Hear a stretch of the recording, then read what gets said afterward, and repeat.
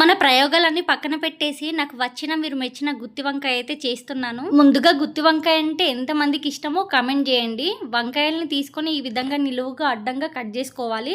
తర్వాత ఒక ప్యాన్ తీసుకొని ఎండు కొబ్బరి ముక్కలు, పల్లీలు, ధనియాలు, 3 లవంగాలు, ఒక ఇలాచి, అలాగే కొంచెము చెక్క వేసుకోండి. వీటన్నిటిని మంచి వాసన వచ్చేంత వరకు వేయించుకోండి. వేయించుకున్న తర్వాత లాస్ట్లో నువ్వుల్ని యాడ్ చేసుకోండి.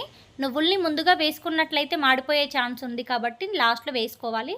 వీటన్నిటిని మిక్సీ గిన్నెలో వేసుకొని కొంచెం బరకగా గ్రైండ్ చేసుకోండి. ఆ విధంగా గ్రైండ్ చేసుకున్న తర్వాత ఆనియన్ ముక్కల్ని వేసుకొని మెత్తని పేస్ట్ లాగా గ్రైండ్ చేసుకోవాలి. ఆ గ్రైండ్ చేసుకున్న పేస్ట్ ని ఒక దాంట్లో వేసుకొని మన టేస్ట్ కి సరిపడా ఉప్పు, కారం, పసుపు వేసుకొని కలిపేసుకోవాలి. ముందుగానే ఫ్రై చేసుకున్న వంకాయ ముక్కల్లో ఈ పేస్ట్ ని అయితే పెట్టేసుకోవాలి. మనం ముందుగా వంకాయలు ఫ్రై చేసుకున్న ఆయిల్లోనే పచ్చిమిర్చి, అల్లం వెల్లుల్లి పేస్ట్ వేసుకొని ఫ్రై చేసుకోవాలి. తర్వాత మిగిలిన పేస్ట్ని అందులో వేసుకొని 1 కప్పు వరకు చింతపండు రసాన్ని వేసుకొని వంకాయలను వేసుకోవాలి. చివరిలో కొత్తిమీర వేసుకున్నామంటే అంతే.